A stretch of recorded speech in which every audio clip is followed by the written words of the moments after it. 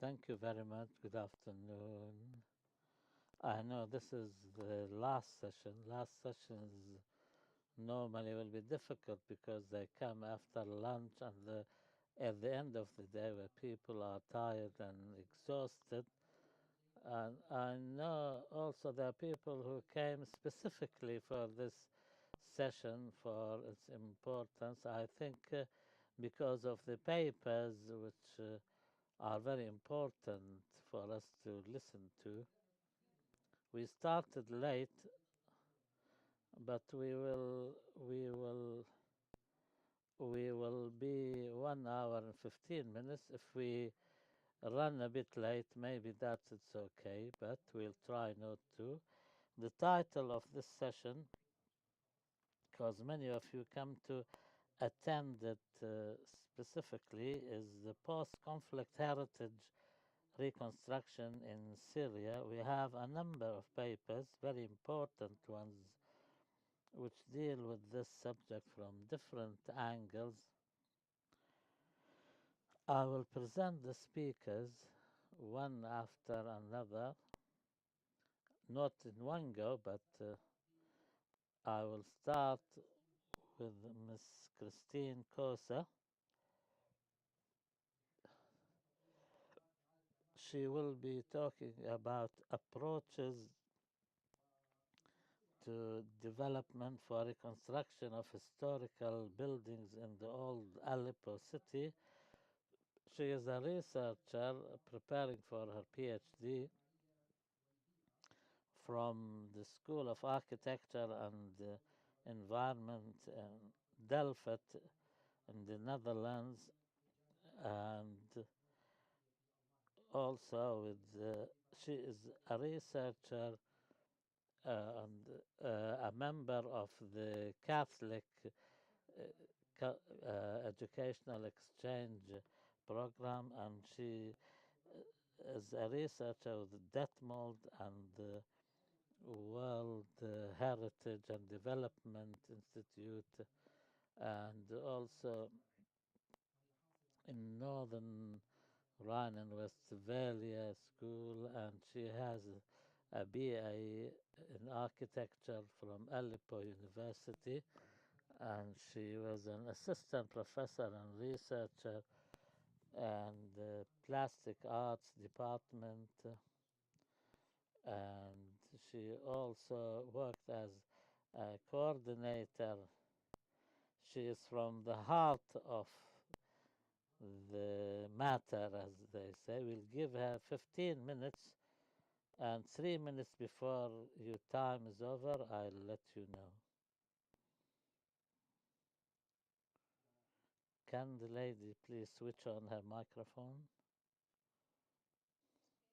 Good afternoon. First of all, I would like to thank the organizers of this conference. I will today present about an international context, then I'll move to Aleppo, the city, the old city. First, I want to mention the international context so far as the policies regarding reconstruction are concerned. Since the beginnings of the 20th century and after the two world wars, the international community has achieved a lot in responding to emergencies, and many international charters were issued regarding protecting historical buildings and reconstruction. Likewise, the conflicts in the MENA region led to some total destruction of cultural sites and heritage sites, which called for more efforts for the purpose of reconstruction, and different policies and tools were developed on recovery and reconstruction, with a focus also on the participation of the local communities as well.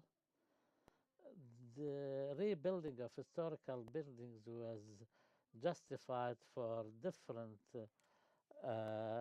reasons, like the symbolism, historical symbolism, and the benefit to the local communities and tourism, etc. The priorities are more or less agreed upon, so focus should be given after finding problems for the temporary accommodation, recovery of the infrastructure, demolition of dangerous buildings, and using all the original building materials and storing them until the time comes to use them, and also in the aftermath of disasters and wars. The efforts start by first collecting information, assessment of the construction site, and taking into account local and international legislation. Each project has its own unique approach according to the importance of the building and the needs of the local people and the resources available. There are four approaches. First, to preserve the building as a witness to, and also to rebuild the destroyed buildings, and also restore its old architectural style, and also take into account the new building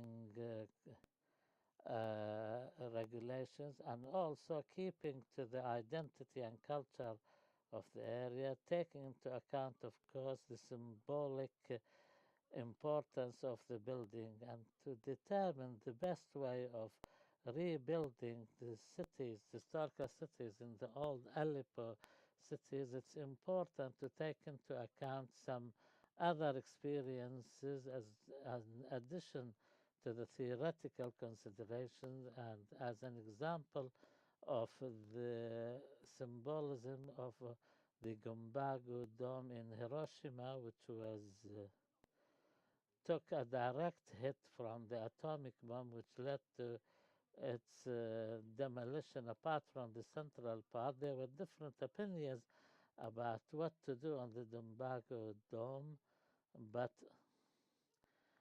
the movement to keep the building as it was prevailed in the 60s, and as a result of contributions by the people, and the UNESCO adopted it as a symbol for peace. As for the revivalists, as and the Dresden church of the Lady Virgin, which was destroyed in World War II, and after 11 years in 1992, the original stone, which was salvaged from the rubble, were used in addition to new stones to rebuild the church. The recovery also included uh, using all the documents, and to restore a balance between restoring the old style and shape and the modern considerations. As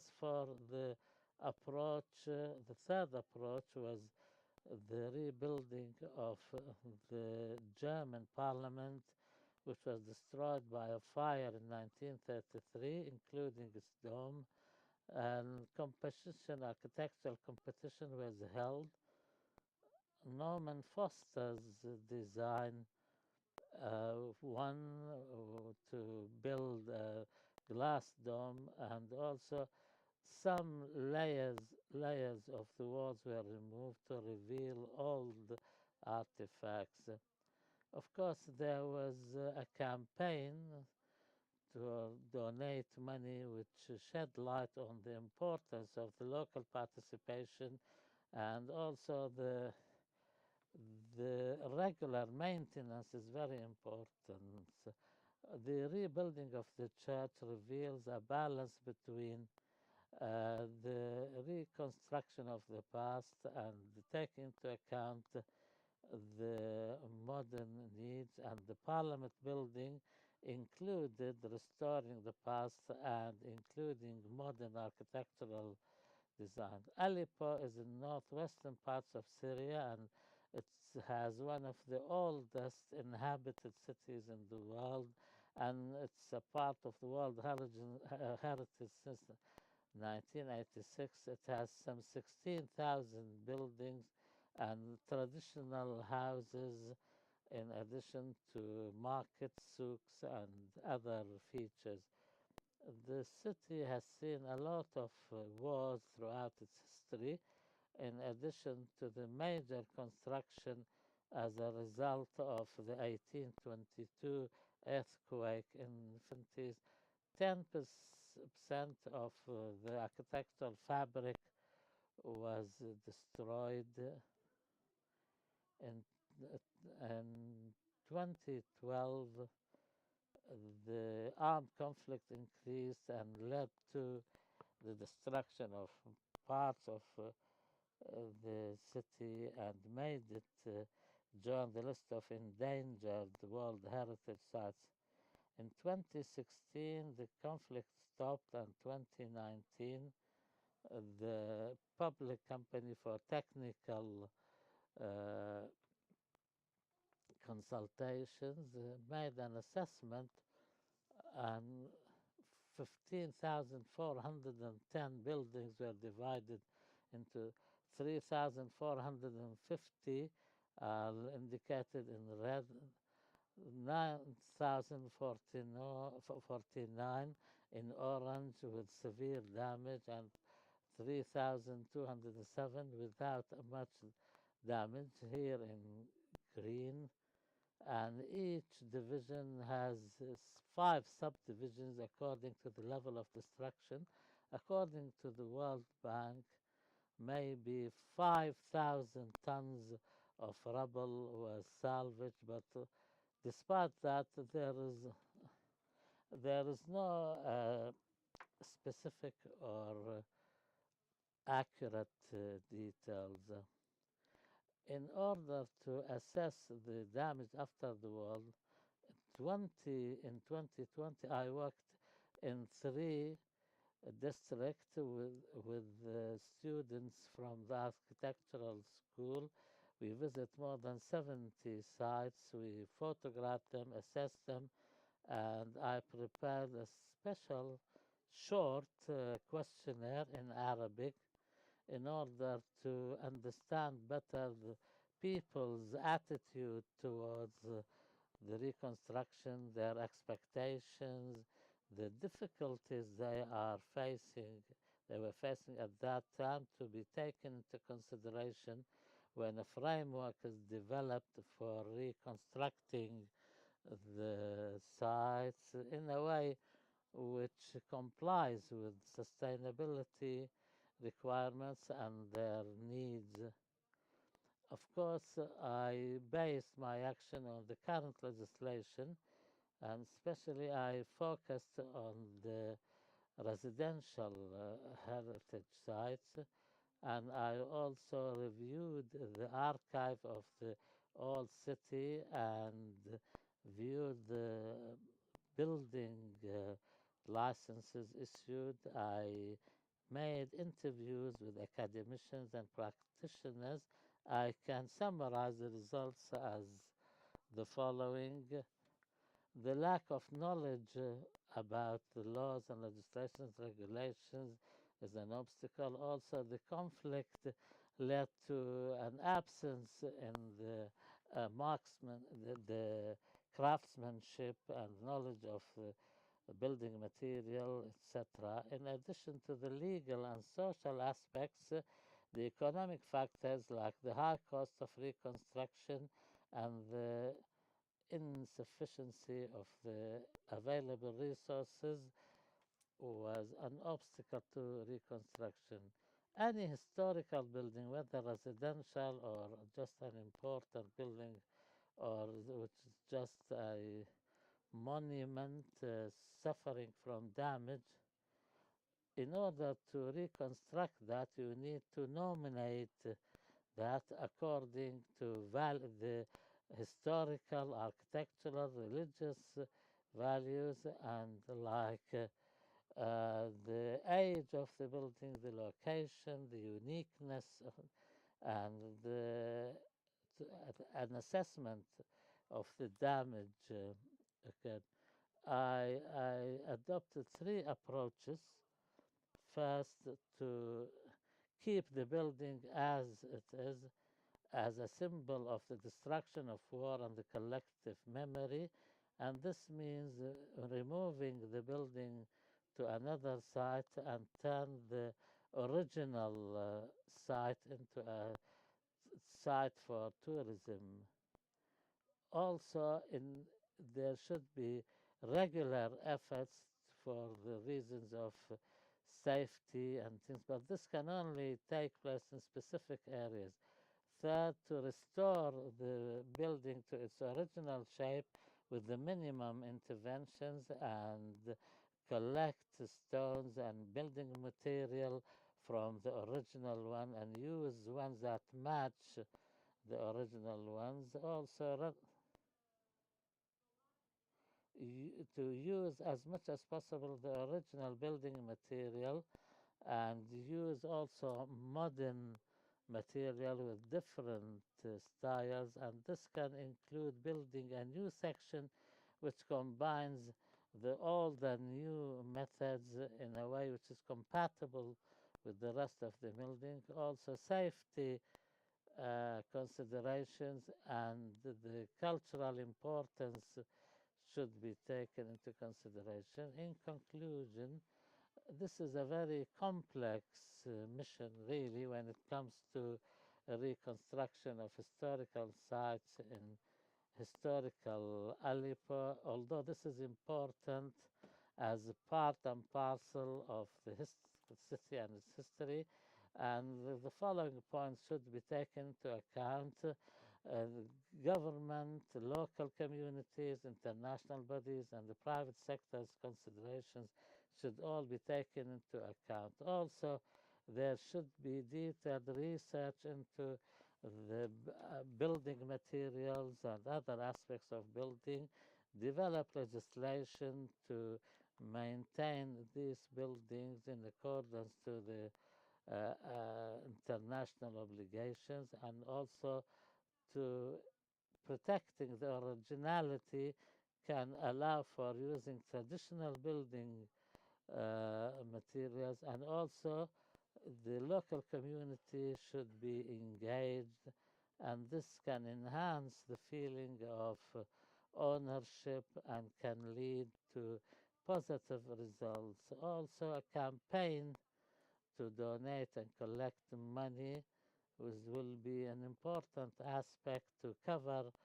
the costs. Most of the costs should be covered by the states, of course, in addition to participation and contribution from the international bodies, and also programs to train local builders onto how they can adopt traditional building methods, and finally raise awareness through campaigns and reaching out to the public in order to protect the cultural heritage for future generations through adding that to school curricula and other activities. Thank you.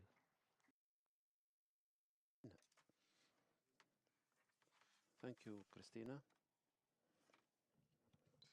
Thank you for abiding by the time.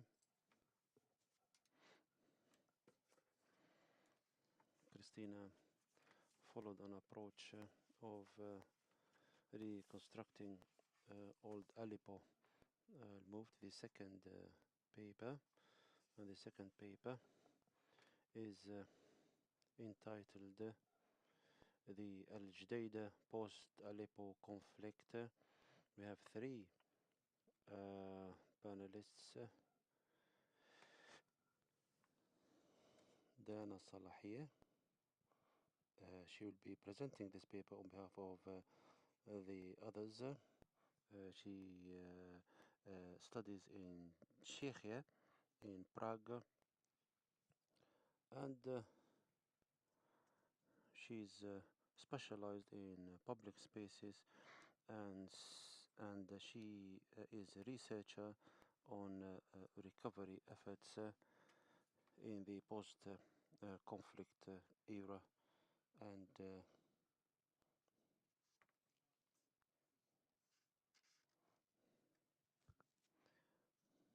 renovation. of places, narration of stories, historicity of Syria. She has a BA in landscape engineering from the AUB, and from Prague she has a master's degree. Mr. Saeed is an architect from Damascus. He has a BA in architecture from Damascus University,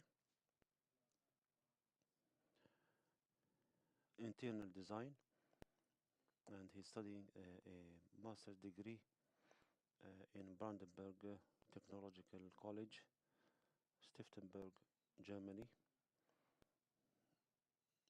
And also he focuses on post-conflict recovery,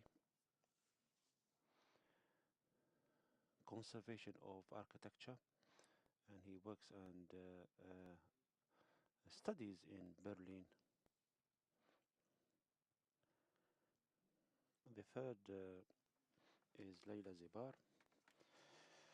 She's a post-doctoral candidate in Catholic Leuven University in Belgium, and she also works in Brandenburg University as a lecturer, and she works on integration and forced displacement, reconstruction in post-conflict countries, and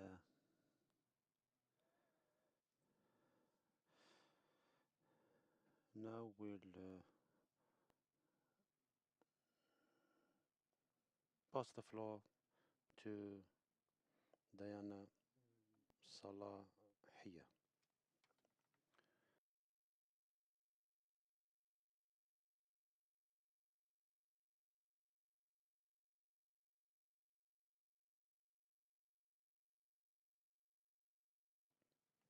Fifteen minutes.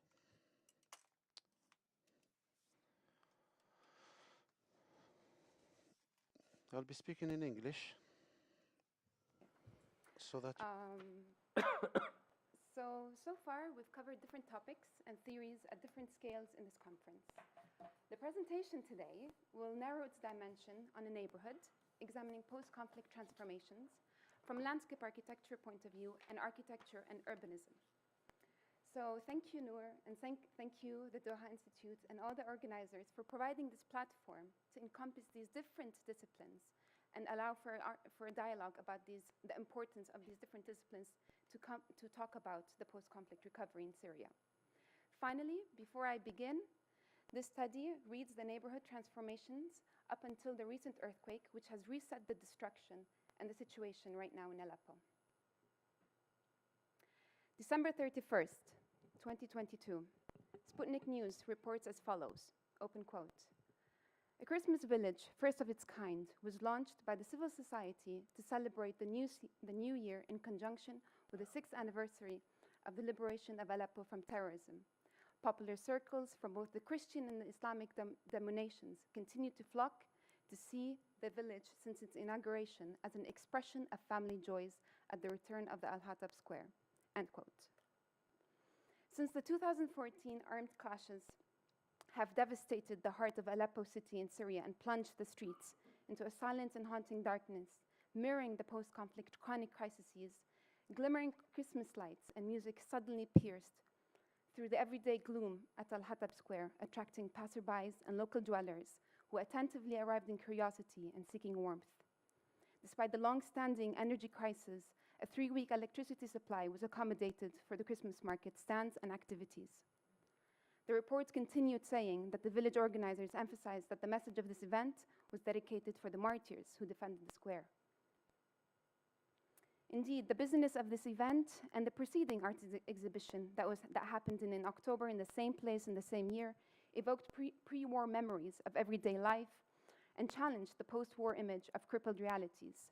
However, while the Christmas decorations brushed over the nearby rubble, the unfamiliarity of these temporary pop-up activities hardly matched the nature of the social and cultural life known to those inhabiting this area. Such instrumentalization of the urban square and heritage image obscures the contradiction of the post-war healing processes perceived and enacted by different actors and stakeholders. With these recent cultural events taking place, the situation in Al Judaydah continues to be full of contradiction, debatedly displaying a distracted state of being rather than a support system for dealing with the reality of economic deterioration and post-conflict socio-psychological recovery. The question of where does a Western image of a Christmas market draws its legitimacy from poses itself in the ruptured and war-modified urban landscape.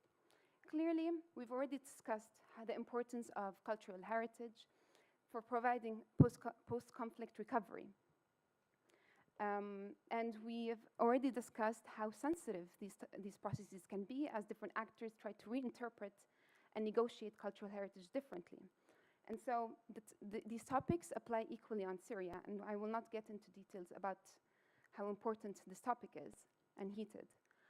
However, for this, in response to the problematics, I've turned into an important outlook towards heritage, an outlook that is not new in the literature, where it warns against the monolithic interpretation of heritage by policymakers, such as Smith, who redirects her gaze to the locals' use of heritage as a cultural tool to creatively retrace collective traditional values that meet the needs of the present. Therefore, drawing on this lens, it allows us to shed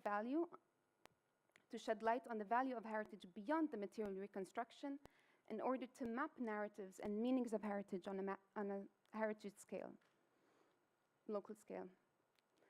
So our work builds on different theories, which I will not get into due to the lack of time. But today's focus of my talk, like I said, is on Al Judaydah, to understand the uncoordinated attempts of post-conflict recovery and reconstruction processes. It is clear from looking at the damage assessment of the old city of Aleppo that Al Judaydah stands as one of the most devastated neighborhoods. Therefore, in pursuit of this work, the following questions I try to answer is, what are the current actions, the post-conflict dynamics happening? How do locals perceive them? And how effective are they in supporting the post-conflict healing? Al Judaydah also has, other than its devastating destruction, Al Judaydah is an interesting case to look at because it had a very historical significance on the city level, especially recognized a Christian neighborhood hosting a variety of cathedrals and courtyard houses. Its historical development also allowed it to be a multi-ethnic space and a melting pot of various touristic and cultural socio-economic attractions. And so I just wanted to quickly touch upon the importance of research positionality in this work, because it really involved a dialogue between the three authors. One of us was from Aleppo. She was raised in Aleppo, but haven't been able to visit since 2012, while me and Saeed were kind of have an outsider perspective, but we were able to visit the site. And so our interpretations, the three of us, allowed for a dialogue to remember and move and to understand what is going on. This research, quickly, just to let you know that it began through collaboration between Brandenburg Technology University and American University of Beirut, where it was a capacity building for young Syrian architects. However, due to our interest to continue the work on Al Judaydah, and in order to meet our objective to move beyond a traditional historical reading of heritage and a physical needs patchwork, we organically began acquiring different research tools and data collection to initiate a dialogue about our case studies, values, and associated meanings. The diversity of these approaches, especially informal hangouts and walk talks with local guides, allowed us to overlay different dimensions that sketched the embodied narratives and memories interwoven into the spatiality of this neighborhood. So allow me now to navigate you through Al Judaydah between past and present. I will take you on a short walk to see Al Judaydah through my eyes and then unravel the different layers of contradictions. This is just a quick look to navigate ourselves. The shades of red highlight the sheer level of damage, the darker reds, of course, being the most constructed, and the greens are mapping what has already been renovated already. So we start our walk with Attilal Street. It is the main border of Al Judaida, and it carries one of the main entrances into the neighborhood. As we can see, it is very lively and is full of commerce life. But however, this is not surprising because it has a characteristic of a hybrid informal character. From Tilal Street, there's a very narrow opening that marks a key entry to Al Judaida. As you stroll through the alley, one immediately notices the change of spoken language, which becomes predominantly Armenian. So within a matter of few steps, the buzz and chaos from the street vanishes to an aura of stillness. Instantly, we arrive at Farhat Square, whose triangularity hosts a ternary of Christian cathedrals, the Maronites, the Roman Catholic, and the Armenian Catholic. Most of these cathedrals were threatened with spiritual discontinuity as they were forced to close their doors. However, because they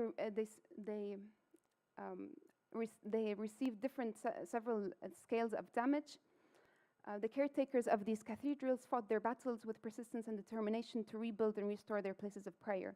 Some were supported by the government, others were supported from abroad.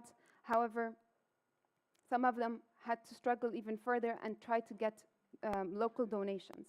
These struggles were endured by caretakers not only so Alepians could cling to a glimpse of hope, but also to regain a sense of control and restoration of their own city. It is important to recognize that churches are a place of gathering, commemoration, and familiarity. It is where people can navigate and ask for means of support. However, as Al Judaida's cathedrals are renovated and retrieve their symbolic and spiritual position, passing through a narrow alley and arriving at the Hatab Square, layers of destruction unravel and shock the eye. The square has been receiving governmental support in its reconstruction. However, the strong reflection from its newly polished white floors sharply contrasts the half-torn structure of the architectural monument of Waqf Ifshir Basha and exposes a new vista towards the citadel. At night, it becomes a playground for children to play. Maneuvering around the square, signs of local life surprisingly manifests, with local people selling fish and restoring their business life regardless of the wrecked states of their shops.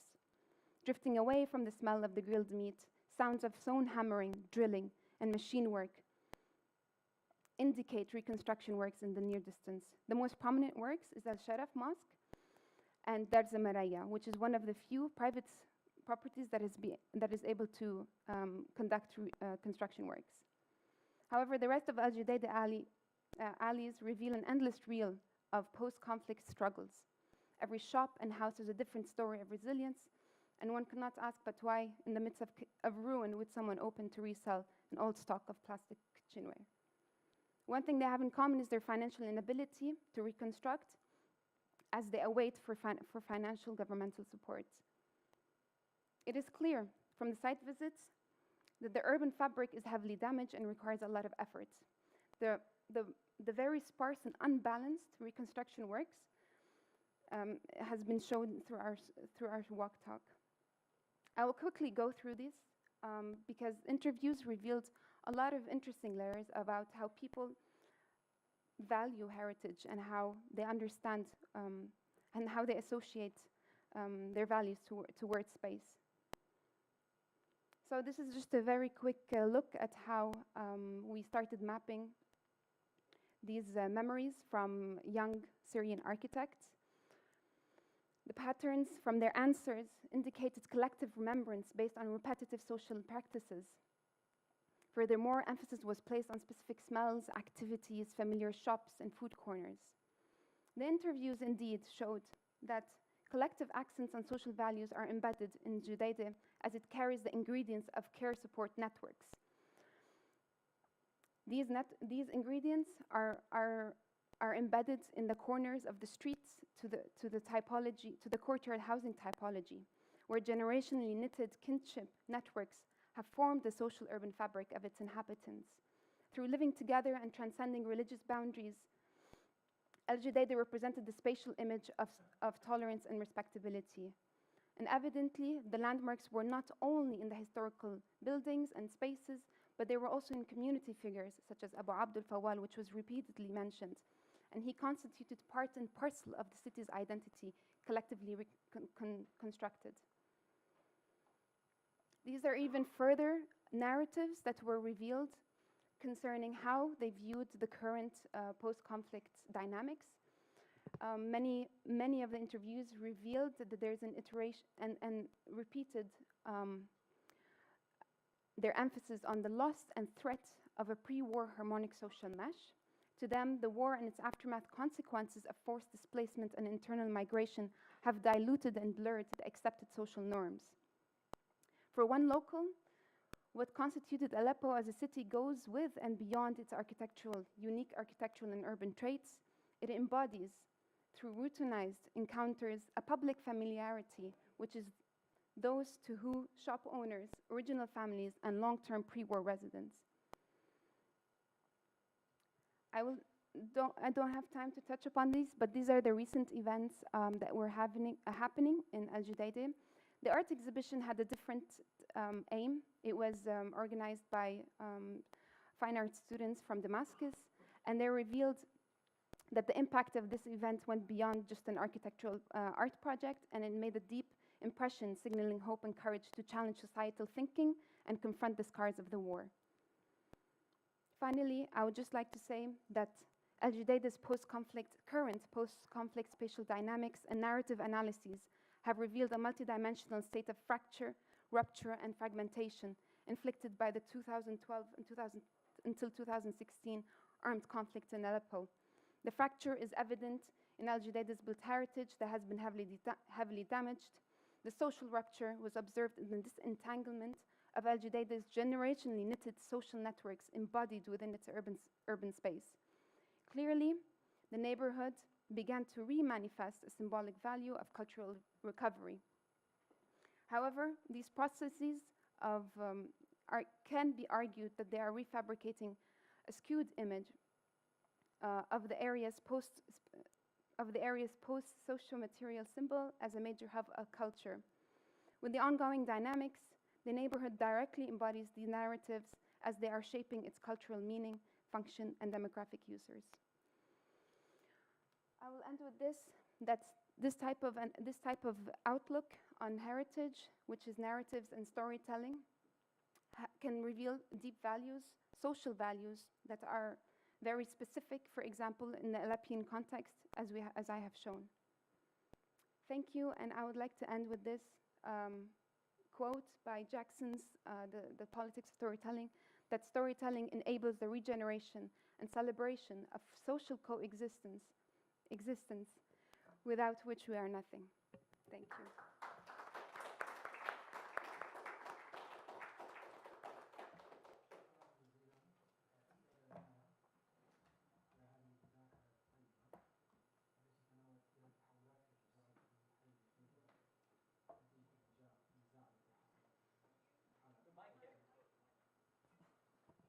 نتيجة النزاع الذي حصل في حلب خلال السنوات القليلة الماضية، طبعا قدمتها.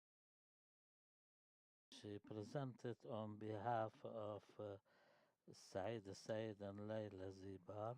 Now we move to our third paper or intervention, which is entitled Heritage Preservation as a Legitimizing Tool through the Russian Media. Mr. Thomas Richard has obtained his PhD from Claremont of Burnley, and he focused on the Middle East, times of conflict, and LGDG, and Claremont Press published it under the title From the Museum to the Cinema. And he used to live in France and outside it. He participated in many conferences. He wrote about memories from war and different identities, images, and cinematic images, gender identities, and the the Coptic and Arabic cinema, and he teaches uh, politics in Paris's first and eighth universities.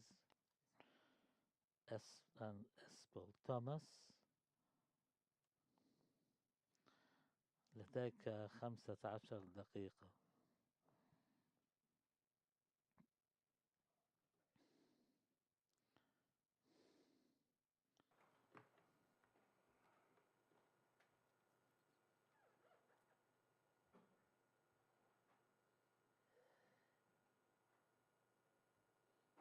Okay, thank you very much. Thank you for welcoming me. Thank again to the organizing committee.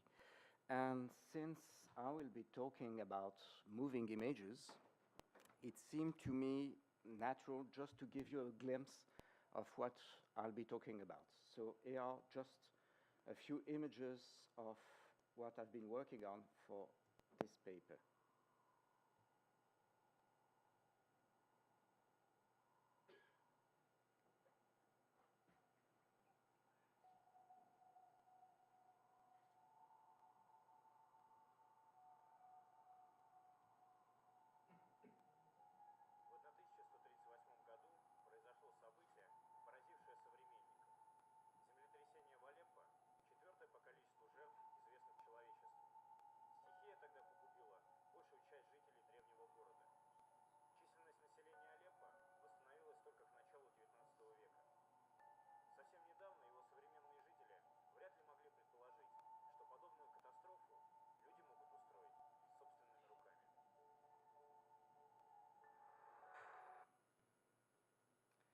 So that's on the one hand, and on the other hand, there is another type of video I've been working on. I'm sorry.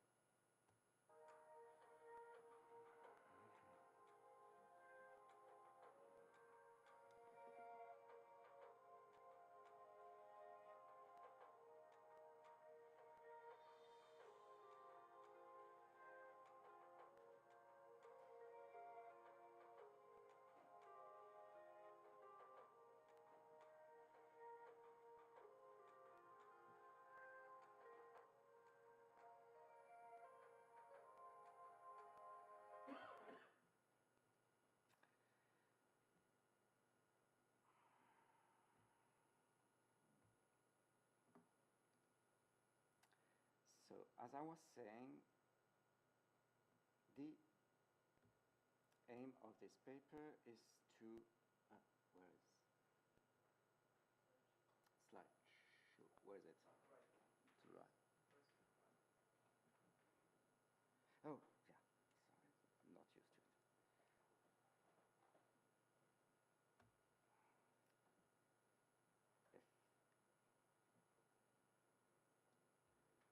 Okay.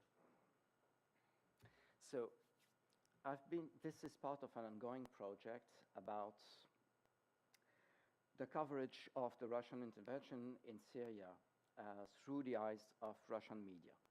And the two videos that I just showed you are two examples of this coverage. One is a video which was made by ANA News. ANA stands originally for Abkhazian News Network Agency, Analytical News Networks Agency, and it's an independent news agency originally based in Abkhazia. By now it's based in Moscow, which has reporters on the field embedded with Syrian government troops for months-long period, directly on the front lines, and here are some of the reporters in their usual clothes. On the other hand, the second video, which was a rendition of a 3D model of the city of Palmyra following its recapture by Syrian government troops and Russian troops, was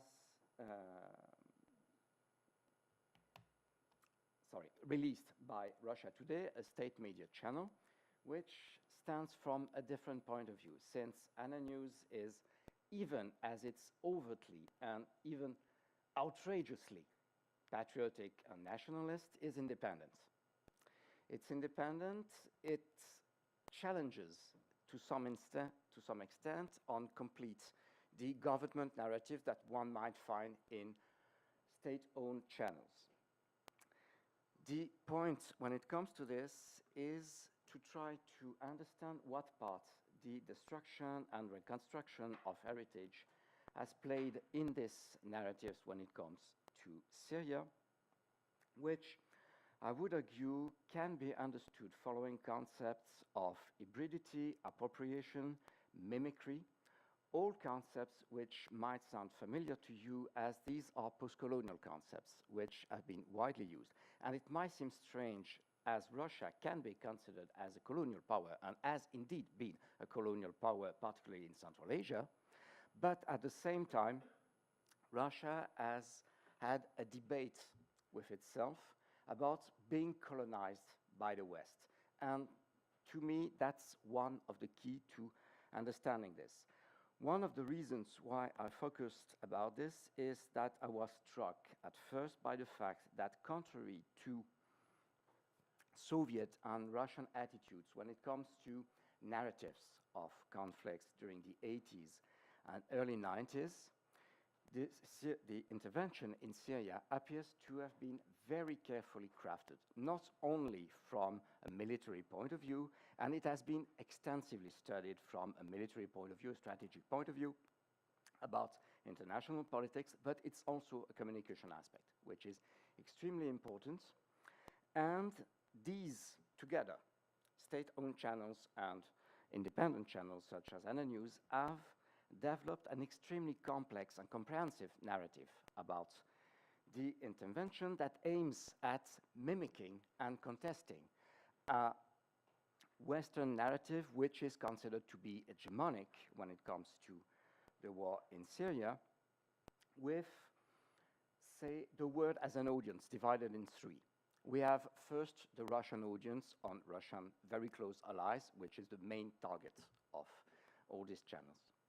Second, you have the neutral world, also to speak neutral world, which makes up like country like India or China. That is an enormous amount of people. And then you have opponents, Europeans, United States, Arab countries that sided with the Syrian rebels. These are the ones against which such media consider themselves, and they state it plainly, to be in a communication war, or I might say, a guerrilla against which they portray at reinformation. And since, as we've developed it since yesterday, when it comes to heritage, the issue is not only about rebuilding or restoring, but it's also about framing. And this issue of framing is extremely important when it comes to the Russians, since they have been particularly active in this aspect of framing their intervention in Syria, that is through a development of an attitude that focuses on concepts that we've been dealing with so far. That is, we've been dealing with people and place-based heritage reconstruction, which they do. They do not exactly, it's not exactly that they do, but they show it. And when it comes to particularly Aleppo, you have one aspect which is focusing not on academics, not on representatives of the Syrian Ministry of Culture, but on cultural mediators, sheikh, priests, school teachers, which are questioned with due respect and which are asked to tell what heritage means to them. They are the gatekeepers, as we saw yesterday, but they are also mediators. They are the ones that mediated heritage to the Syrian people first, but then are mediators to the global audience of Russian channels, with Russian channels acting as a secondary mediator in that regard. That is, it's a word that is made of a living heritage. That's one aspect. It's a people and place-based way to do so, also a way to criticize Western or institutional narratives perceived as focusing only on stones and not enough on people, even if, as we saw, that might be utterly questioned. But nevertheless, it's a way to say we focus on the people, we focus on the neighborhoods, we focus on the emotions that are linked to heritage, not on the academic value of the stones that were destroyed. One more thing, and I stayed with this slide intentionally, is the fact that they're also known for their creative camera work, with particularly a focus on broad aerial shots, such as this one, which, on the one hand, is a way to display their ability to manipulate complex and modern cameras. This is drone filmed. Second, it's also a way to show the extent of the destruction. And third, and there comes hybridity, it's also linked to something which can be understood by a Russian audience. These shots are made precisely to look like the aerial shots that were taken of Russian and Soviet heritage following the Second World War. That is, this way the audience can relate easily to them. And these shots are particularly famous, since the framing of the Second World War is particularly important in their framing of the civil war in Syria. It's a way to relate it to the Russian audience. And I might say, since we saw the celebration of the 1st of January in Aleppo, the 1st of January is the main festival in Russia, even before Christmas, meaning that to them it's important, but not to the Syrians. It's also linked, probably, I would say, to this aspect.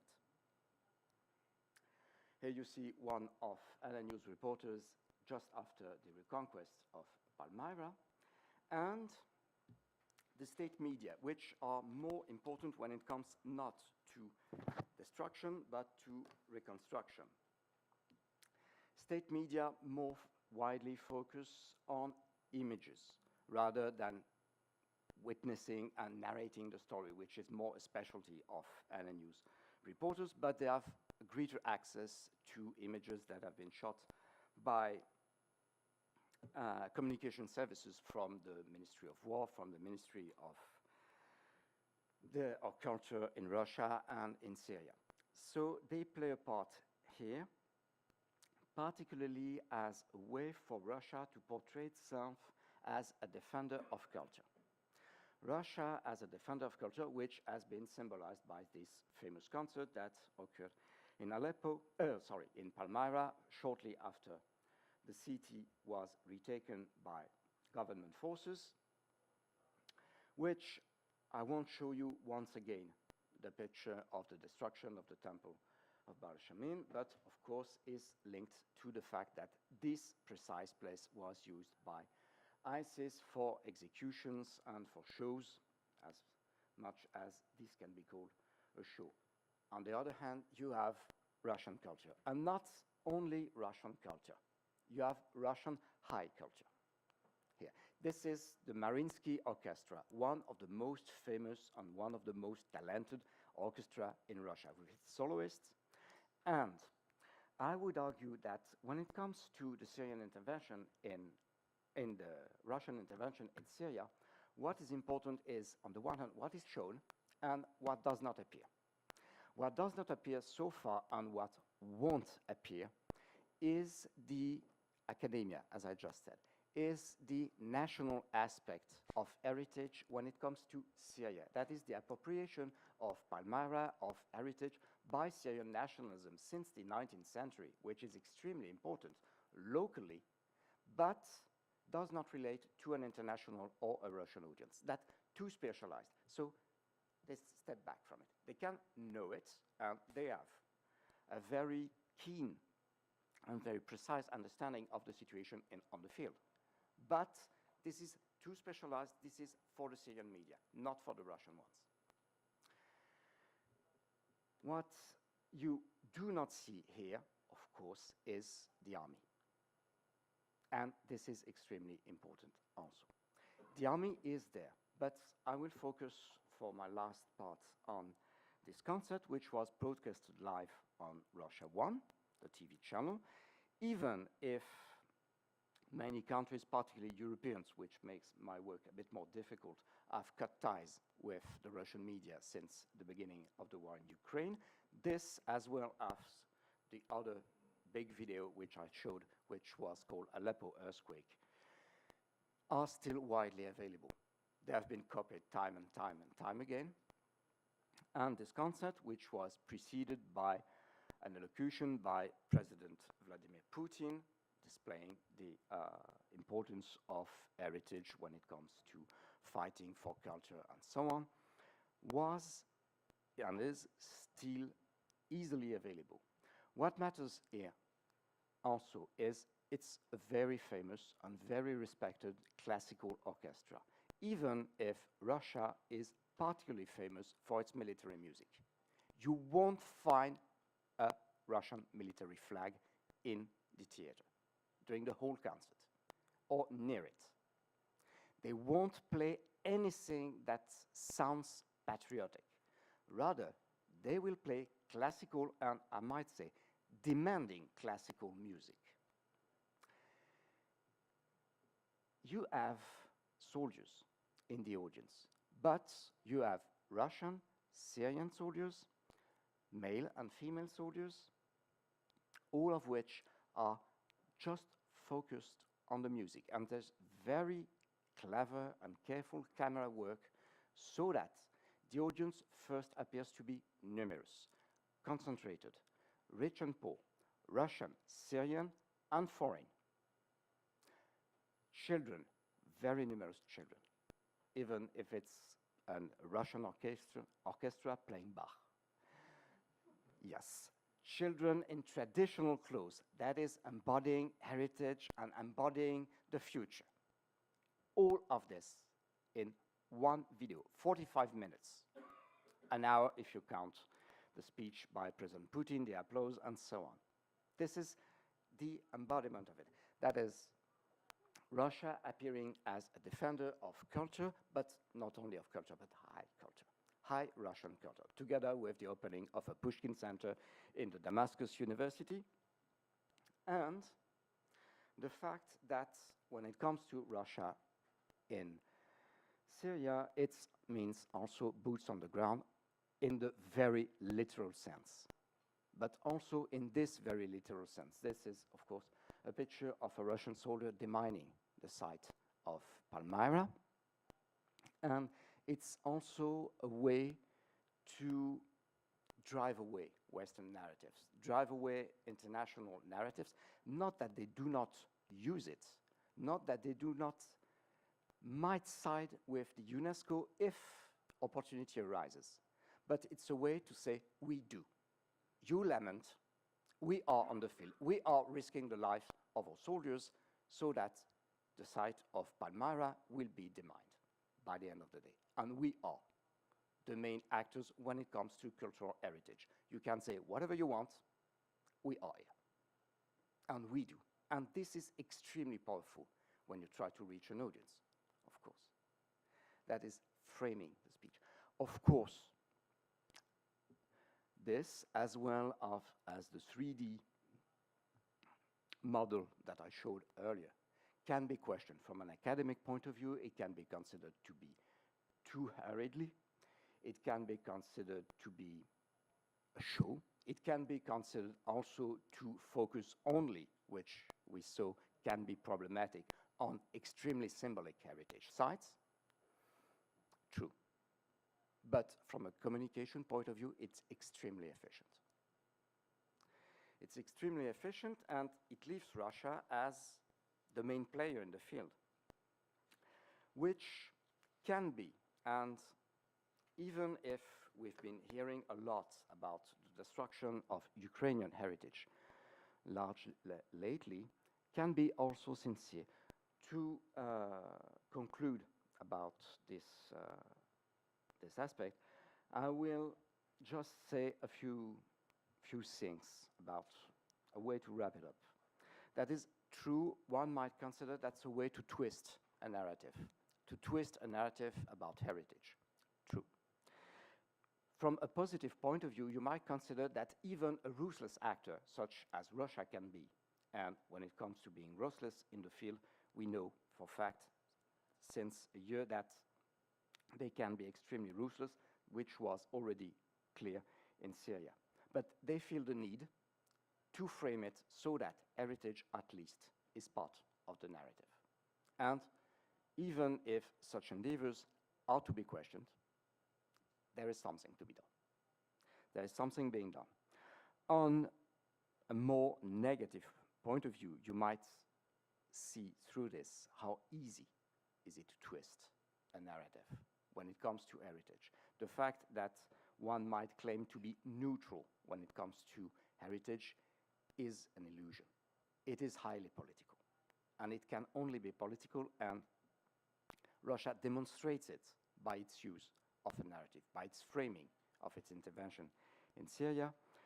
And it's also a way to try to understand how such issues such as heritage preservation can travel, be transformed, and gain new meanings, such as the hybridity between the Soviet-Russian narratives that we saw and and the international narratives that we've been studying since yesterday, and that it's not univocal. This is also as problematic as it might seem. This is also a way to try to develop the idea of a plurivocal way of understanding heritage preservation. Thank you so much.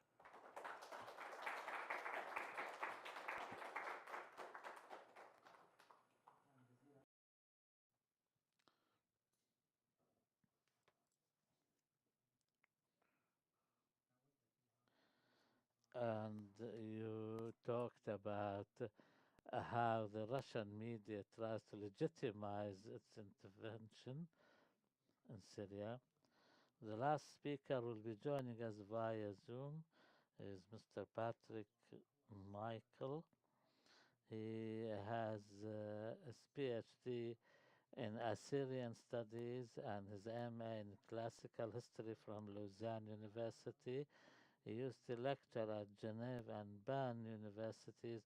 Now he lectures in all ancient history in Lausanne University. And he is the scientific director of Collard Palmera project. He got the Lausanne Award, Lausanne University alone 2020, and the Chrome Award for best practices in the Arab region. And also Dr.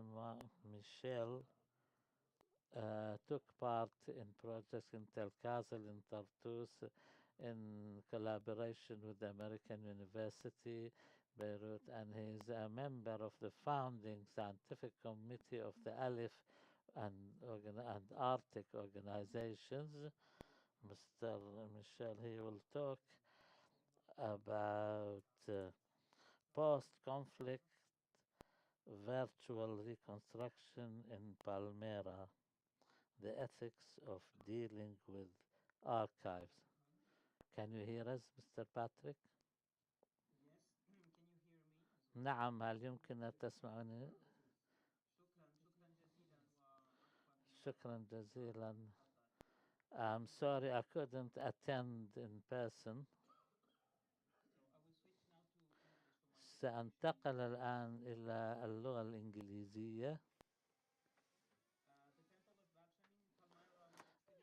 معبد بالميرا تم التنقيب بشأنه من Kolar قبل in the mid-50s of last century, and that this temple was completely destroyed by Daesh in August 2015. So that was the program that I will have to shorten. I just would like to briefly recall who was Paul Kolar and give just a few words on the Balshamin Temple. I don't know how familiar you are with the Balshamin Temple. And then I will present briefly our project, the aims, challenges, and the achievement based on the work that we do on this archaeological archive and how we can use nowadays archive to make history visible when a part of the memory could be hidden. And this is following, of course, the spirit of the Foro Convention that I will mention as well. And I would like to conclude by saying how this work on this archive and the production of this 3D model could be some of the practices to decolonize history and to contribute to heritage preservation in a way. So briefly here you see Paul Collard. He's a Swiss archaeologist. He was working in Greece. He worked in Lebanon as well, digging the monumental altar in Baalbek, and then he went to Syria and excavated the Baal Shamin temple. When he died, the heirs of the family decided to give the archive to the University of Lausanne, where he was a professor, and when I do teach today. And this is the reason why we did this project. We would never thought of working on Palmyra if we didn't have this archaeological archive given by the family of the archaeologist. To briefly recall what we are talking about, the Baal Shamin sanctuary is situated in the northern part of the Roman city of Palmyra. Baal Shamin means the Lord of the Skies. The temple changed through time so that we can follow the urbanistic change between 20 CE and inauguration of the temple, the so-called tetrastela temple, when Emperor Hadrian came. We also know the Greek name of Baal Shamin, which is Zeus Hypsistos. He was very important because he governs the sun and the moon, and this is he was the deity that was worshipped to have rain for harvest. The very temple was quite small, but the sanctuary was very big. Here you see the whole sanctuary with the cella, with the temple in the middle of the sanctuary after the excavation and the restoration work by the Swiss team in the mid-50s. And this is the temple that has been destroyed. Here you see with colors, I will not enter into detail, but what is important to keep in mind is that the history of the monument is very long as well, because we begin here with a tomb dating back to the late Hellenistic period, which is 2nd century BCE. And then the temple was built, as I mentioned, in 130. But then this very building was reused by the Byzantine, who dismantled the inner part of the chapel and reorganized the temple. And then, of course, during the Islamic period, the courtyard were also reused with 3 houses and a workshop. So it means that you can read the history, the memory, and the different identities of this monument through 1,000 years.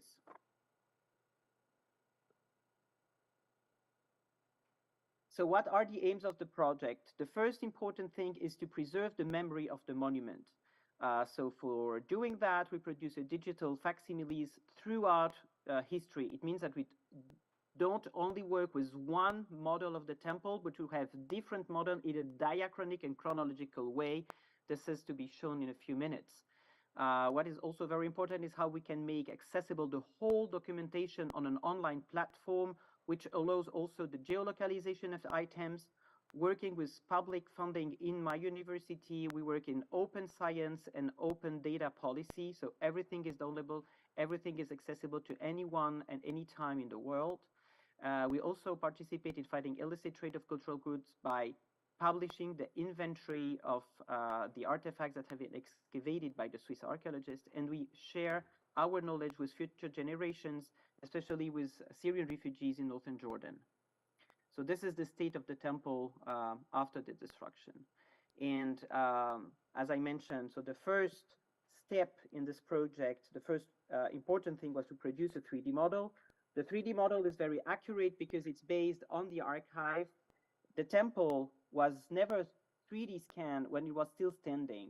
So it means that using hundreds of black and white pictures from the archive, we were able to do a photogrammetry, let's say post-mortem, in order to keep and preserve the memory of the temple.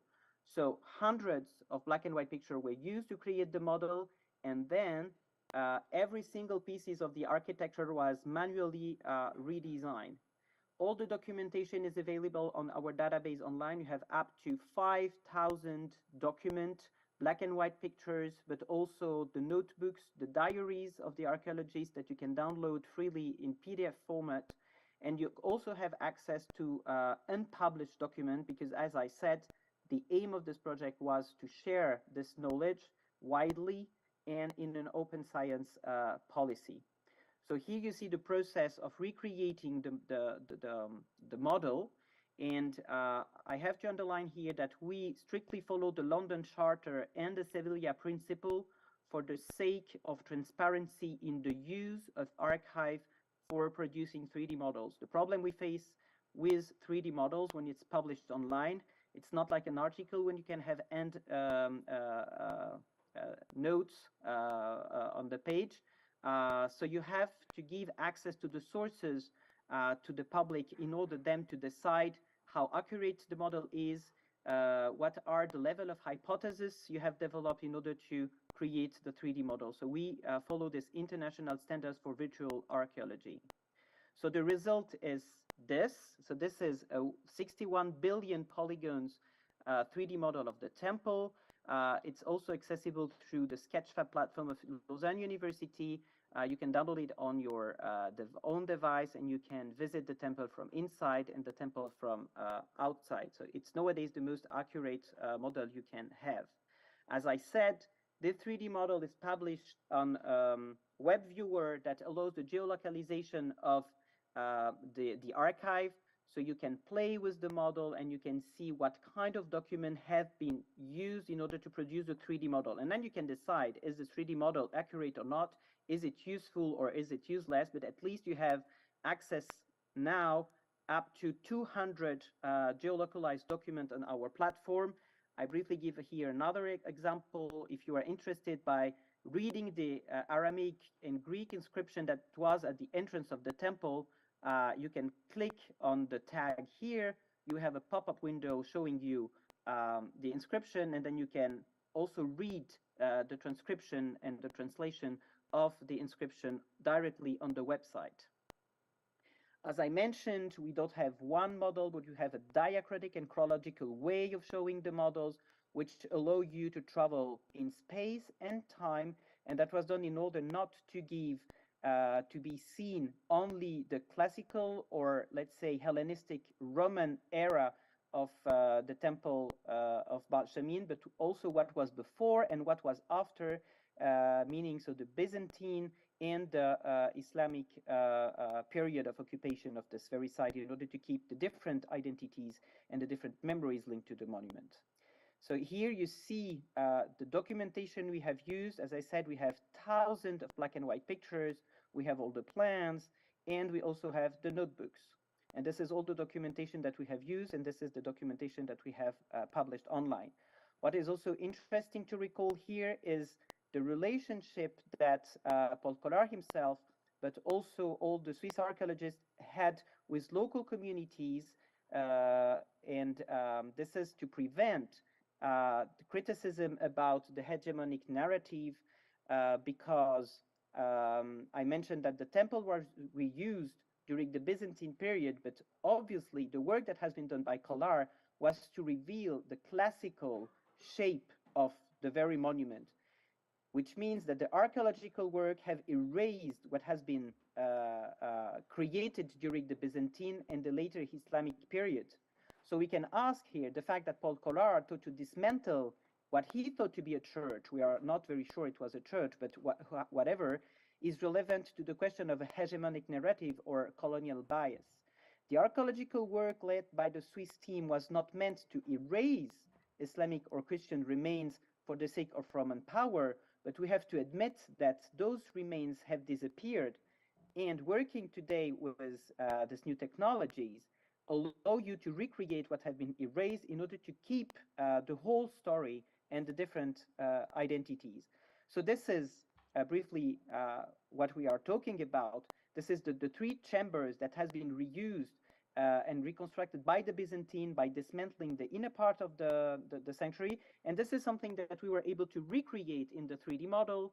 I will not enter now into the details, but you see from the 2D to the 3D, and then you took all the blocks and you place it on a plan, and this is how you can recreate what doesn't exist anymore. And this is the same thing we did after Daesh by reconstructing also the temple that has been destroyed.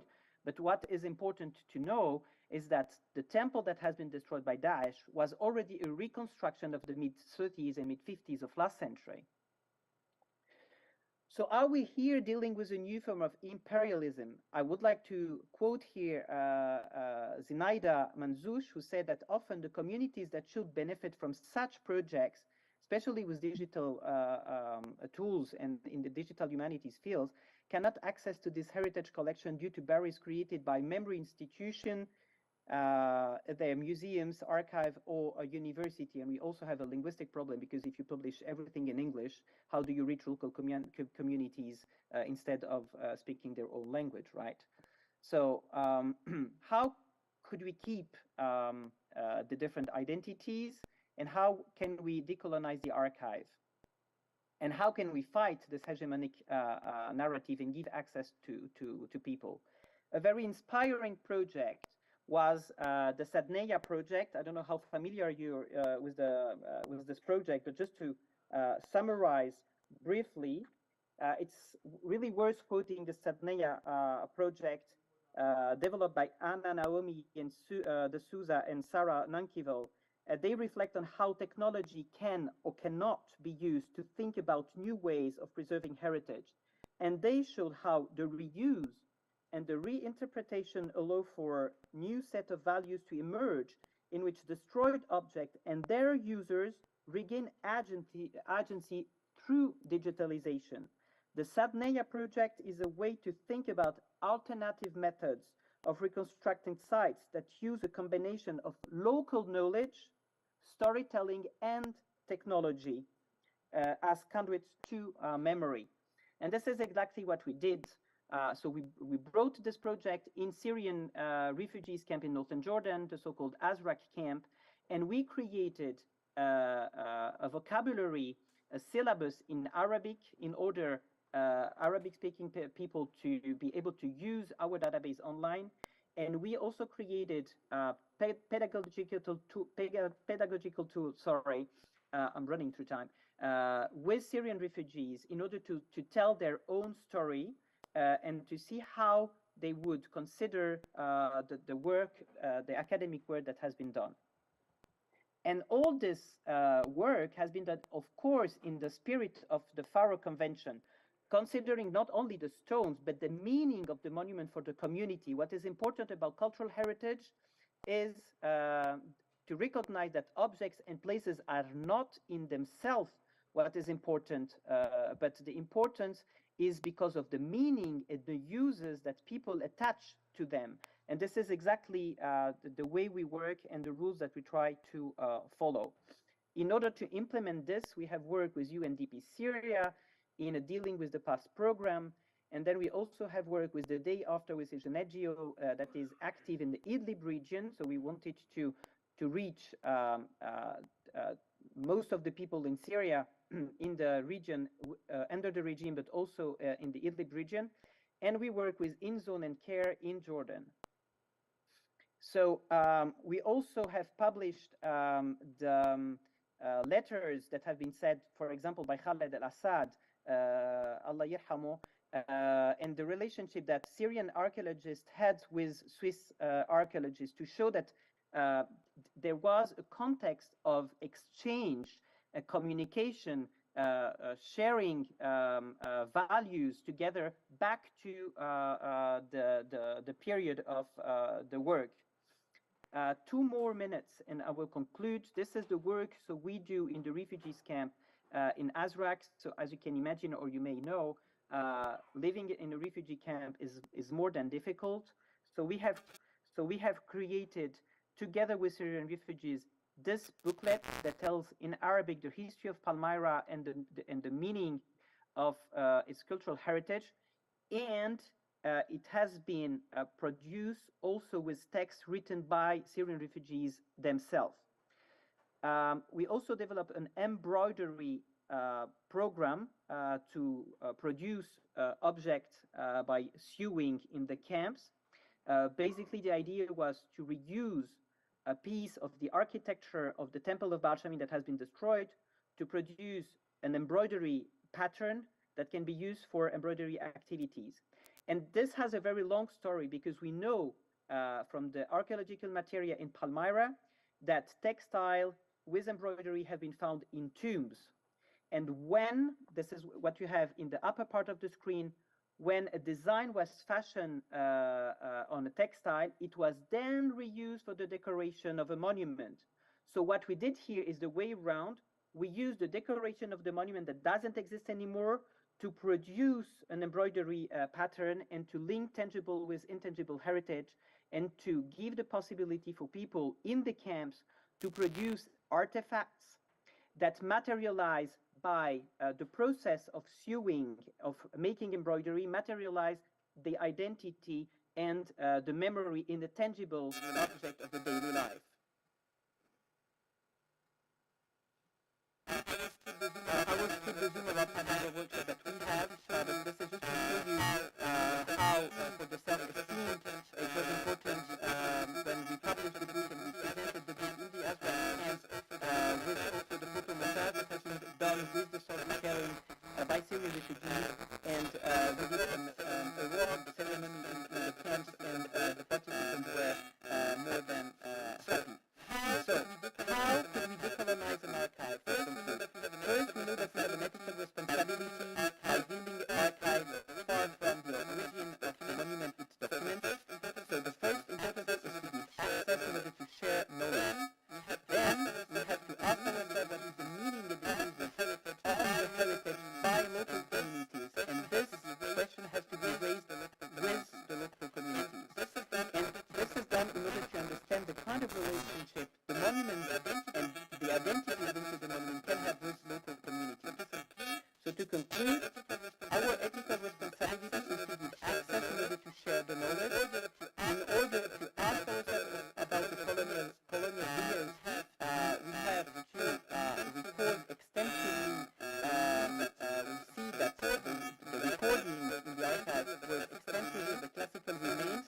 So we produce models that show the hidden part of the history, and the archaeological practice to decolonize is how we can involve local communities, share our data through online database also in Arabic, and to share knowledge, to create this digital bubble and refer to different identities and not only to one period of time, and to follow the spirit of the Faro Convention. If you want to keep the memory of this monument with you, you can now use your own device and scan this QR code that will give access to the sketchpad page, and you can download directly the 3D model. But I have not been too long. Thank you very much for your attention. شكرا. شكرا أستاذ بكر على هذه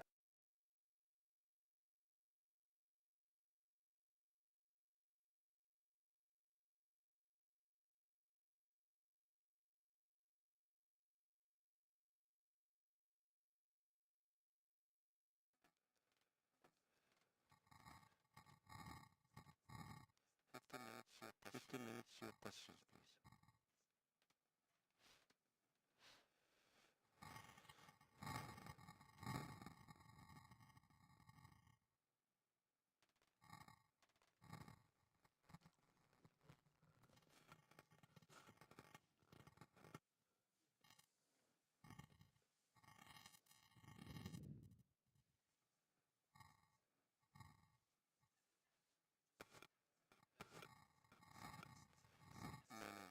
My name is Azraq. I'm a journalist from Aleppo. I came especially to participate in this session. My question to Christine. You said 60s, 50s, up to the 70s, 10% of all Aleppo has been destroyed. Tell us about the period between the 70s and the 2000s. I'm the son of old Aleppo, and I know that from the 70s up to the 2000s, also demolitions took place, especially that Arab neighborhood, following the 80s incidents, the Mashar neighborhood that have been destroyed as well.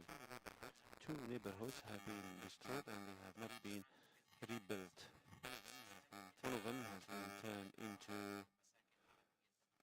a square, and the other has been turned into a high-rise building. I think you need to take into consideration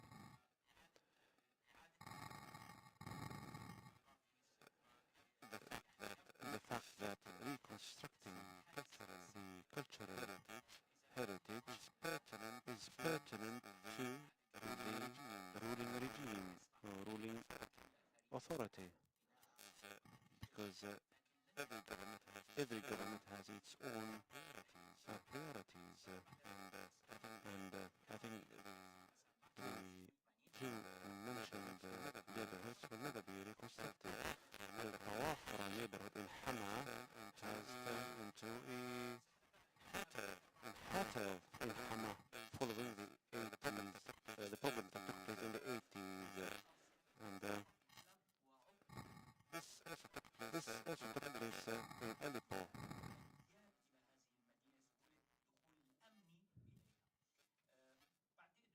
I think that you need to take this period into consideration, and I'd like to thank you. Any more questions? Any more questions? مرحبا. شكرا. Interesting perspective. A really quick comment, a question about the Russian. Sorry, I'm listening to the translation myself. Sorry. I was wondering if you have come across any similarities in approaches to other international heritage interventions. For example, UNESCO media portrayal of what they're doing and Russia's portrayal of what they're doing in terms of heritage interventions in Syria. Are we... Yeah, actually, sorry, there's no need to complicate it further with my question. Are there any similarities that you've come across with international heritage interventions in terms of media portrayal? Thank you. في أسئلة هنا عشان آخذ سؤال في عندي الأخ اللي خلف معلش حارجع نعم الصف الثالث.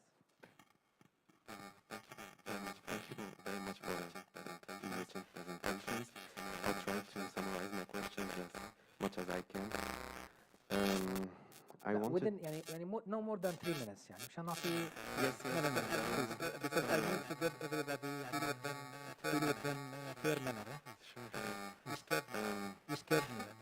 I wanted to ask Diana about the reaction of the locals to the Christmas market in Saeed al-Hatta, especially that I saw in the presentation that you mentioned that people know each other and know everybody in vegetable networking.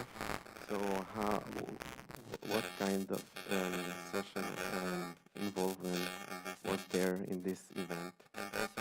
And also I want to know more about the reaction of locals regarding the prioritization of the reconstruction of religious buildings over other infrastructure and needs. I also would like to ask Mr. Thomas about the presentation that he did, and this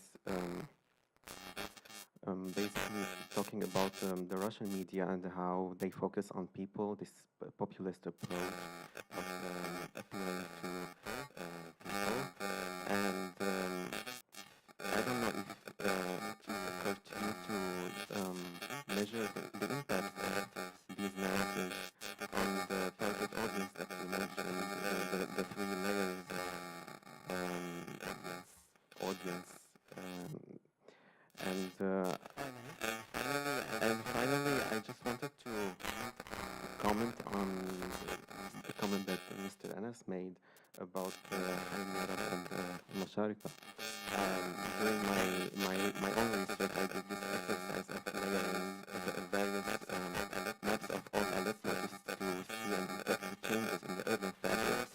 And I was surprised because, as he said, I saw that the areas that were really changed, but there was no literature talking about these changes.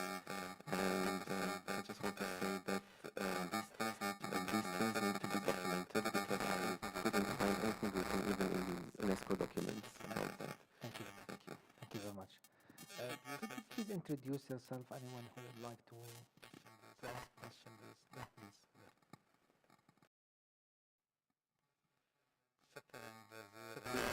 I'm Ammar Aziz, research associate in Oxford and lecturer in Heritage Studies in Essex University. I'm from Homs, from Syria.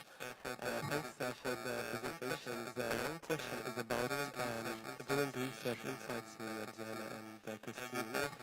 You both visited the cities, and I just want to ask from every university has like ethical approval on like if we can work on the ground or not. So I want to ask like, how is it in your institution? Like, do you have to have these ethical approvals to be working on the ground? And actually, you mentioned that the co-authors have different positionalities. So I wonder if you can clarify, because many of us who live, let's say, especially in the West, we cannot access these places. I never returned in 20 years.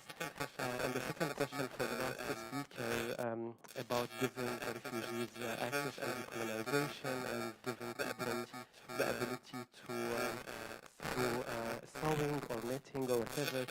And I just want to comment maybe the decolonization, it's also about like who is doing what, and I'm a little bit tired from the image of the refugee doing just doing nothing. And I feel like we can build a lot of knowledge, and I'm not hopefully not criticizing this specific project. I just wonder if the speaker can elaborate a little bit more on what could be done with the refugees beyond building just like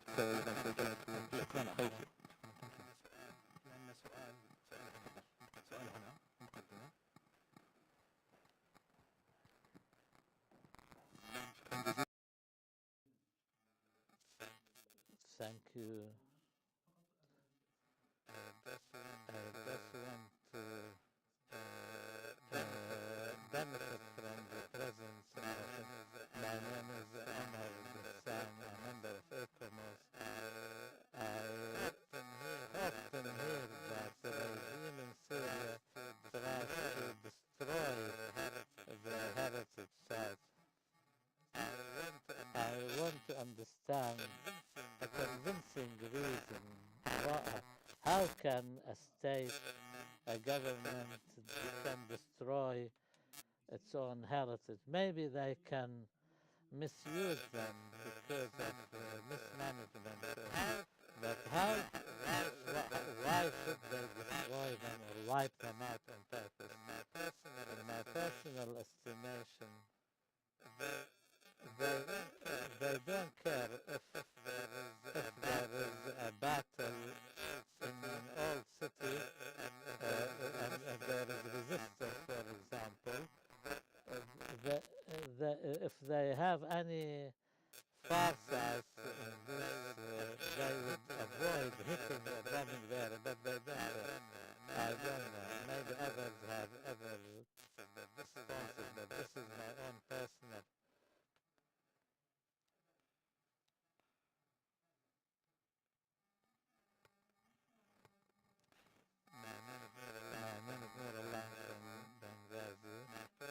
My question to Diana, can you please tell us more about the survey?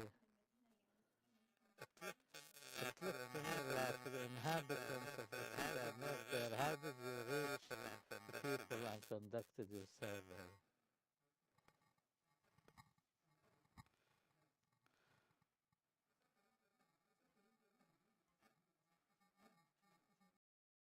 I know Layla from before, and I want it's for the ladies, it's for and I want to thank them for this, and I'm always very impressed how the young people look into this, and I know many projects working on Aleppo specifically, And I think it's worth to remember, not only to think about the destruction, but also what has been done in the past. And I was very closely observing the Old City project, which was done before all the war started. And there were people, and it reminded me yesterday a little bit with the talk of the reward.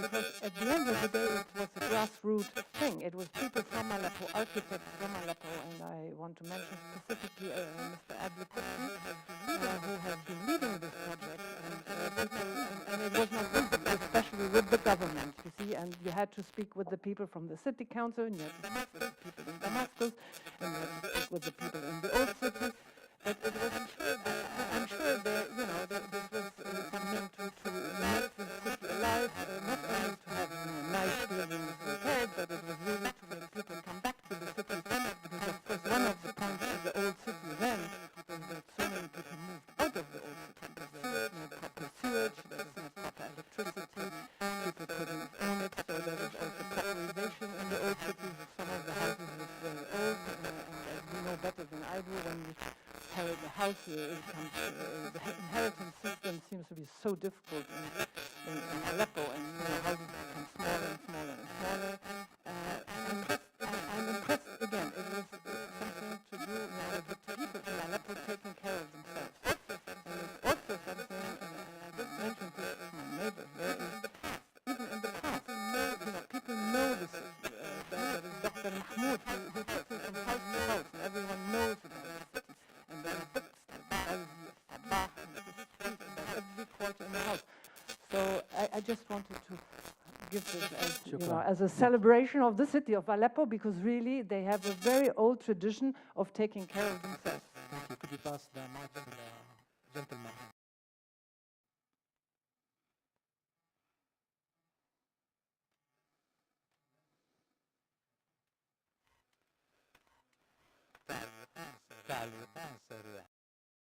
The damage for the historical places in Syria actually started before 2011. For instance, I have a lot of examples, but in Damascus, for instance, building of the Four Seasons, then inside historical place. That's one example. We have a lot of examples, and even before the conflict, by neglecting the historical places, by allowing a lot of developers,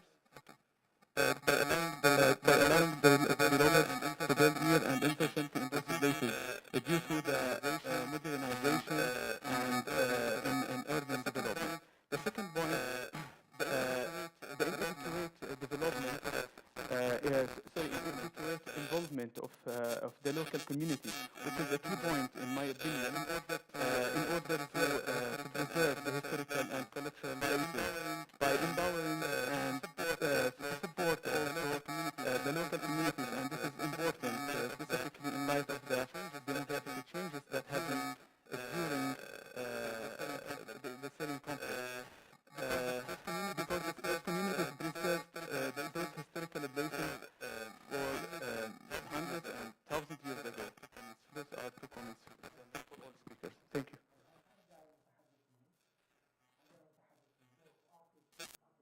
سأعود للمتحدثين. This is a big challenge. You can you have 3 minutes to respond to as many questions as you like.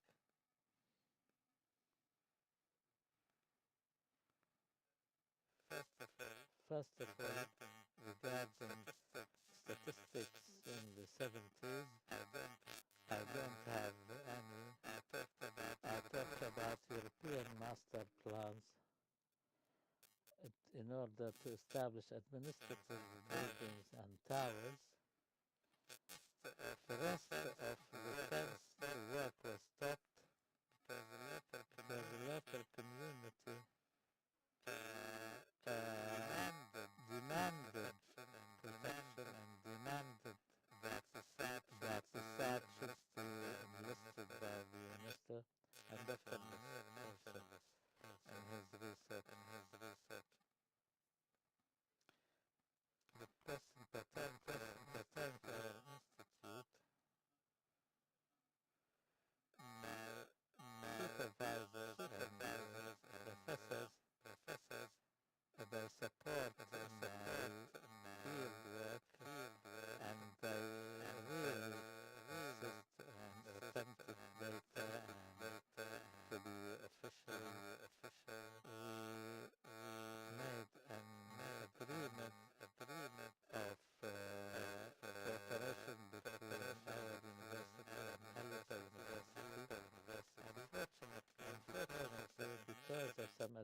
difficult, and the corona took the funding that we couldn't get. In my work in Old Aleppo, during these, thank you very much. 3 minutes, please.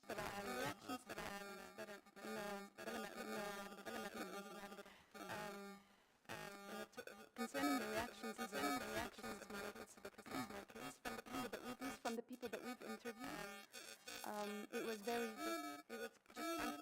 just unfamiliar for them, concept in the beginning, and they didn't even try to go there. They tried and then they didn't, and so it was from that point of view, that's how the interviews we've discussed, we've surveyed, that's what they said. So it brings me back to the point of how do you meet people, because in Aleppo, even though I'm from Aleppo as well, it's very hard to find people to speak to, and so we largely avoid that. So we ask someone, because that's the only way to treat trust, and so people are willing to talk to you. Concerning the reactions to the things, of course, there was a lot of positive reactions. I cannot deny that. Because of their spiritual continuity. However, the fact that all 7 of them were renovated while the rest of them lingering, it created a lot of confusion. There's a lot of confusion for some of them. Concerning the institutions, they support to be on the ground and to understand that, but it is, and also to what extent you want to, the ethical aspect, to what extent you want to reveal the hidden, right? I think that was touched upon in the previous talk yesterday. About the government, no, I think we touched upon that point. And last but not least, about yes, before the war, to recognize that both families of Aleppo, they were responsible and they took care of courtyard houses, and a lot of them, especially in the early days, there was this concept of adaptive reuse, so old houses were turned into and guest houses, so that concept was there. But I think what's the problem is right now is that people are not there anymore, they left. So this is why I was talking about the social ruptures. So the fact that they're displaced is contributing to the problem.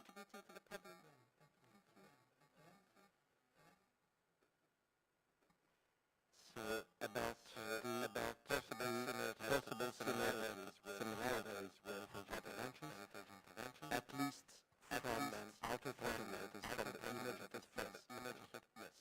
Yes, it's modeled so that it looks like UNESCO interventions or other Western powers interventions with an insistence on the technicality. That's with the importance of effort. This is the image. This is the image. That's beyond this, out of my reach, and I guess it's also out of my reach. And when it comes to populist approach of appealing to people, yes, there is a strong, at least when it comes to non-values, there is a strong focus on appealing to people and to emotions on such aspects, but they wouldn't call it popular, since we are in a state that is the successor to the Soviet Union. Populist to them is actually too popular, and you would not dwell on it. Also, the importance of popular culture as it was understood in the Soviet Union and as an heritage, as as it can be understood in today's Russia, which is a bit peculiar, I might say. And about the issue of impact testing, which I would like to measure, but so far I haven't been able to do it. What I can say that I can see is that at least some of these measures, extremely little, because they're imposed, thank you, It would have been too long, but there has been extremely impressive camera work using drones, using GoPro, of the coverage of the war in Syria by Russian reporters being very close to the front lines and to the enemy, so at least as known as extremely widely, they are reused possibly in these neutral countries to the internet. They even ties with the Russian media have been cut in Europe. There's still real progress. Patrick, are you still with us? Yes, do you see me? Do you see me? Do you hear me? 2 minutes. We have 2 minutes. Yes. So to answer to the gentleman that I heard about capacity building stories and building plans and how decolonialism refers to who is doing that, to answer this briefly, what we are doing is answering needs and requests. So we did it arrive in Africa. There is the cultural hub with local working games. Syrian refugees themselves asked for education, training, and capacity building. So by giving courses, by giving Palmyra, the skills of the skills for Syrian refugees in English, absolutely no possibility to look for higher education. We also train them to digital means and digital tools by bringing computers, pads, and press, for example. Answering the need about education, about why skewing and why doing. It's not a joke. Indeed, first of all, occupation. First is also that the transmission of intangible inheritance is really important for local communities, and it's also a way to produce by the object that producers produce. And last but not least, for example, the courses we have a new request to give a new course about the history of Palmyra research to the history of Petra. So because Syrian refugees said, this is our new land will never come back to Syria, and they said, we have to find common roots between our home heritage and the heritage of the land we are sitting in now. And they have to study of the culture of people, help them to feel at home in this new country, even if it's in a refugee camp. So, thank you for the comment, but I think that what we do is useful, and it's really answering the needs. We don't impose anything, we just listen to what people need and what people want. شكرا. Thank you very much, Patrick.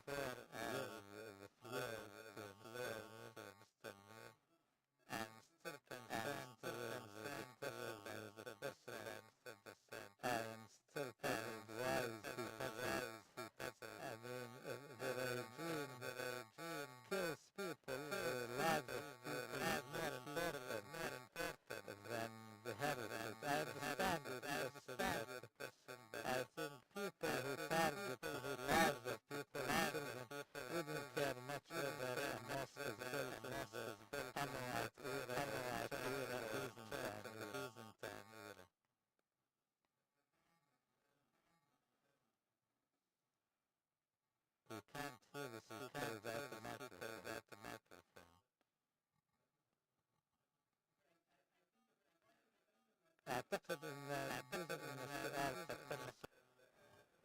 But if I understood, because if I understood, but understood well, the question is why we produce the Byzantine era linked to our era, does it make sense or not? Is that the question?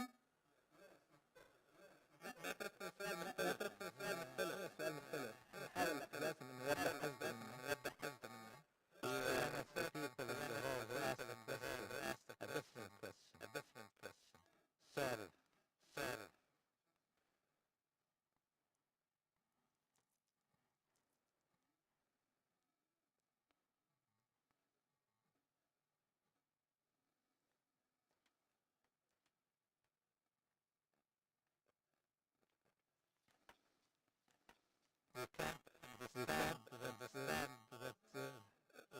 the gentleman speaking without a microphone, and you cannot hear him. The interpreters cannot hear without microphones.